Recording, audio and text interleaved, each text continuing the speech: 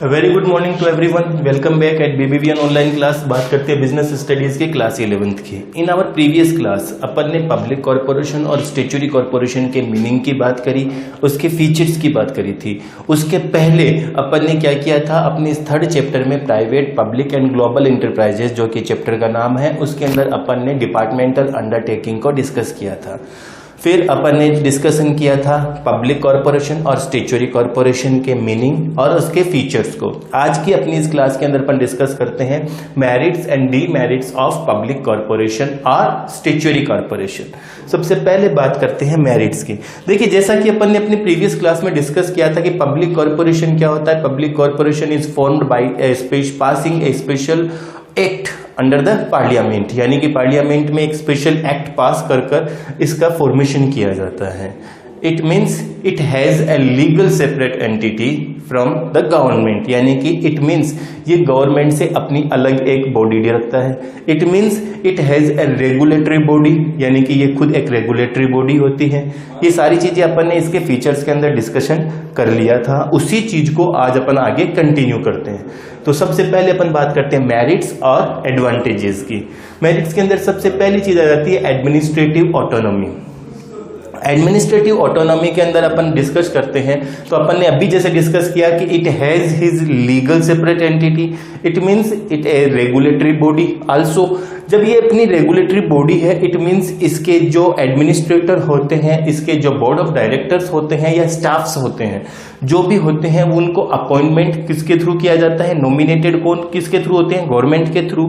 यानी कि ये एडमिनिस्ट्रेटिव ऑटोनॉमी होती है जिसके कि खुद के रूल्स एंड रेगुलेशन होते हैं। वो अपने रूल्स एंड रेगुलेशन खुद बनाते हैं, उन्हीं के इसको अकॉर्डिंग वो इसको ऑपरेट करने से रिलेटेड काम करते हैं। सेकेंड आ जाता है क्विक डिसीजन। जब ये रेगुलेटरी बॉडी है, इट मीन्स ये गवर्नमेंट से अलग अपनी एक पहचान रखती है, एक अलग से बॉडी है, एंटिटी है। तो इसके अंदर जो इसके मैनेजर्स होते हैं, बोर्ड ऑफ डायरेक्टर्स होते हैं और स्टाफ्स होते हैं, उनके पास पॉलिटिकल इंटरफेरेंसेस कम होता है। ड्यू टू दिस रीजन, यानी कि पॉलिटिकल इंटरफेरेंसेस कम होने की वजह से वो अपने डिसीजंस खुद ले सकते हैं। जब वो डिसीजंस खुद ले सकते हैं तो यानी कि फटाफट डिसीजंस हो जाते हैं, क्विक डिसीजंस किया जाता है। फिर आ जाता है सर्विस मोटिव, यानी कि मेन मोटिव पब्लिक कॉर्पोरेशन का क्या होता है, सर्विस प्रोवाइड करवाना टू द जनरल पब्लिक, यानी कि जनरल पब्लिक को सर्विस प्रोवाइड करवाने के पर्पज से इसका फॉर्मेशन किया जाता है। फिर एफिशिएंट स्टाफ। एफिशिएंट स्टाफ की जब बात करी जाती है तो अपन ये कहते हैं कि जो इसका पब्लिक कॉर्पोरेशन का स्टाफ जो होता है वो एक्चुअल में एफिशिएंट होता है वर्क को लेकर। क्यों होता है? क्योंकि public corporation is a regulatory body, it has his own rules of remuneration of और रिक्रूटमेंट, यानी कि पब्लिक कॉर्पोरेशन जब रेगुलेटरी बॉडी है तो उसके अपने खुद के रूल्स होंगे, उसके खुद के रेगुलेशन होंगे रिगार्डिंग रेम्यूनरेशन और रिक्रूटमेंट से रिलेटेड। यानी कि इस पब्लिक कॉर्पोरेशन के अंदर अगर स्टाफ का न्यू रिक्रूटमेंट होता है, उनको रेम्यूनरेशन की प्रोवाइड करवाने की बात आती है, तो उसके खुद के रूल्स रेगुलेशन होते हैं। उसी वजह से वो क्या करते हैं कि जो वेल एजुकेटेड और जो बिजनेस माइंड जो पर्सन होते हैं उन्हीं को अपॉइंटमेंट किया जाता है। फिर प्रोफेशनल मैनेजमेंट, सेम चीज कि प्रोफेशनल मैनेजमेंट यानी कि यहाँ पर जो मैनेजर्स अपॉइंट किए जाते हैं या नॉमिनेटेड किए जाते हैं वो उसके खुद के ओन रूल्स एंड रेगुलेशन के अकॉर्डिंग होते हैं। तो वो जो प्रोफेशनल्स अपॉइंट किए जाते हैं या नॉमिनेट किए जाते हैं वो क्या किए जाते हैं, बिजनेस नेचर के या हाईली क्वालिफाइड पर्संस को इनको यहाँ अपॉइंट किया जाता है। उसको जब मैनेजर्स के रूप में अपॉइंट किया जाता है तो वो बिजनेस को प्रोफेशनली मैनेज करते हैं, यानी कि प्रोफेशनल मैनेजमेंट उनके पास अवेलेबल होता है।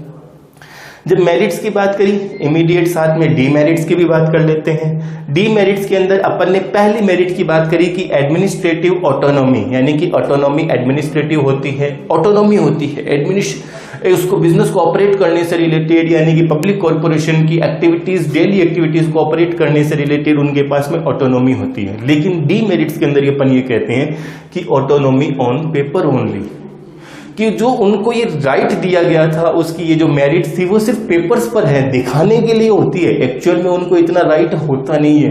क्यों नहीं होता है? क्योंकि इनके पास में बहुत सारा इंटरफेरेंसेस हो जाते हैं मिनिस्टर्स के, पॉलिटिकल डायरेक्टर्स के, पॉलिटिकल पार्टीज के। तो वो जो इंटरफेरेंसेस होते हैं उसके हिसाब से इनको वो फिर उनकी बात को काम करना पड़ता है, यानी कि ऑटोनॉमी जो अपन ने मेरिट्स के अंदर कही थी, डीमेरिट्स के अंदर अपन उसको कह देते हैं कि ये सिर्फ पेपर्स पे होती है, यानी कि दिखाने के लिए होती है। एक्चुअल में इनके पास में इतना राइट होता नहीं है। लैक ऑफ इनिशिएटिव्स की जब बात आती है तो अपन ये कहते हैं कि भाई पब्लिक कॉर्पोरेशन का मेन मोटिव क्या है, सर्विस प्रोवाइड करवाना होता है। जब सर्विस प्रोवाइड करवाना इसका मेन मोटिव है, यानी कि ये बिजनेस के अंदर इनके पास में कोई कंपटीशन होता नहीं है। जब कंपटीशन होता नहीं है तो ये जो क्या करते हैं कि जो रिवार्ड होता है रिस्क टेकिंग का, उसको इग्नोर कर देते हैं, यानी कि लैक ऑफ इनिशिएटिव हो जाता है। उसको इनिशिएट लेने के लिए उसको जो रिवार्ड दिया जाना चाहिए था वो रिवार्ड नहीं होता है, तो लैक ऑफ इनिशिएटिव की बात कर लेते हैं। रिजिड स्ट्रक्चर, यानी कि अपन ये कहते हैं कि पब्लिक कॉर्पोरेशन के जो पावर्स होते हैं, उसकी जो ड्यूटीज होती हैं, उनकी लिमिटेशंस होते हैं, are defined by the act which is passed in the parliament. यानी कि इसके जो पावर्स और ऑब्जेक्ट्स और लिमिटेशंस जो डिफाइन करता है, कौन करता है? एक्ट करता है, जिसको कि अपन पार्लियामेंट में पास करते हैं। अब अगर इसके अंदर कोई चेंजेस करना होता है तो वो एक्ट में अमेंडमेंट होता है, और वो अमेंडमेंट कहाँ होगा? पार्लियामेंट में होगा। यानी कि वो अमेंडमेंट होना, वो जो प्रोसेस है वो काफी लेंदी प्रोसेस हो जाती है, तो उसके अंदर बहुत ही कम चांसेस के अंदर अमेंडमेंट्स हो सकते हैं। जब अमेंडमेंट होते नहीं है तो जो स्ट्रक्चर बहुत सालों से चला आ रहा है उसी स्ट्रक्चर को यहाँ पर फॉलो कर लिया जाता है। यानी कि रिजिड स्ट्रक्चर है, इसके अंदर चेंजेस होना, उसको अमेंडमेंट के थ्रू इसके अंदर चेंजेस करना है, और अमेंडमेंट होते हैं पार्लियामेंट के अंदर। फिर लास्ट आ जाता है इसका अनफेयर प्रैक्टिस। अनफेयर प्रैक्टिस का मतलब ये है कि जो ये पब्लिक कॉर्पोरेशन है उसके अंदर इंडल्ज इन, और ये क्या करते हैं कि अपने प्राइस को हाई चार्ज कर लेते हैं इनएफिशिएंसी को छुपाने के लिए। अपनी इनएफिशिएंसी को छुपाने के लिए ये उस प्रोडक्ट की कॉस्ट को इंक्रीज करते जाते हैं, यानी कि ये अनफेयर प्रैक्टिसेस में काम करना स्टार्ट कर देते हैं। क्लियर है? इजी था। तो एक बार फटाफट अपन रिकॉल कर लेते हैं कि पब्लिक कॉर्पोरेशन की मेरिट्स और डीमेरिट्स क्या होती है। मेरिट्स की बात करें तो एडमिनिस्ट्रेटिव ऑटोनॉमी है, खुद की अलग बॉडी है, एंटिटी है, रेगुलेटरी बॉडी होने की वजह से इसका एडमिनिस्ट्रेशन खुद के हाथ में रहता है। क्विक डिसीजन, जब एडमिनिस्ट्रेशन खुद के हाथ में है तो उससे डे टू डे एक्टिविटीज से रिलेटेड जो डिसीजन है वो फटाफट उसके अपॉइंटेड मैनेजर्स, प्रोफेशनल्स जो होते हैं उनके थ्रू ले लिए जाते हैं। इसका मेन मोटिव सर्विस प्रोवाइड करवाना है टू द जनरल पब्लिक को सर्विस प्रोवाइड करवाना मेन मोटिव हो जाता है। Efficient staff, due to his own rules and regulation regarding remuneration और recruitment, so he can recruit the efficient और हाईली एजुकेटेड स्टाफ्स और बिजनेस नेचर पर्सन्स। सो अपन कह सकते हैं इनके पास में जो स्टाफ होता है वो एफिशिएंट होता है वर्क को लेकर। सेम चीज प्रोफेशनल मैनेजमेंट्स की बात आ जाती है, due to his own regulatory body और due to his own rules and regulation regarding recruitment and remuneration, so he appoint the professionals और highly qualified business nature persons, business mind persons for their management, और they manage to the daily day to day activity of public corporation sector.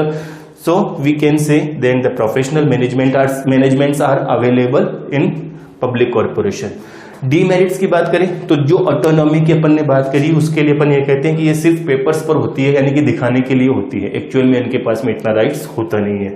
Lack of initiative की जब बात करी तो अपन ने कहा कि lack of reward taking their risk, यानी कि जो रिस्क वो ले रहे हैं उसके लिए कोई रिवार्ड अवेलेबल होता नहीं है, तो अपन लैक ऑफ इनिशिएटिव्स की बात कर लेते हैं। रिजिड स्ट्रक्चर की जब बात होती है तो अपन ये कहते हैं कि जो स्ट्रक्चर एक्ट के अंदर डिफाइन कर दिया गया उसी स्ट्रक्चर को फॉलो करते हुए पब्लिक कॉर्पोरेशन को काम करना होता है। अगर उस स्ट्रक्चर को चेंज करना है तो वहां पर क्या होता है, अमेंडमेंट होता है उस एक्ट के अंदर, और वो अमेंडमेंट कहां होगा, पार्लियामेंट में होगा, यानी कि very lengthy process there are to be change in the structure. फिर अनफेयर प्रैक्टिसेस के अंदर अपन ये कहते हैं कि there are the various interferences by the political parties और ministers, so they are the क्या करते हैं कि अपनी इनएफिशिएंसी को छुपाने के लिए प्रोडक्ट के कॉस्ट को इंक्रीज करते जाते हैं। This is called unfair practices. So आज अपन ने डिस्कस कर लिया पब्लिक कॉर्पोरेशन की मेरिट्स एंड डीमेरिट्स की। आपको करना क्या है, आपको इन सारी चीजों को दोबारा से रिकॉल करना है, रिवाइज करना है। अपन अपनी अगली ऑनलाइन क्लास में अगले टॉपिक के साथ मिलेंगे, गवर्नमेंट कंपनीज के साथ में। Thank you.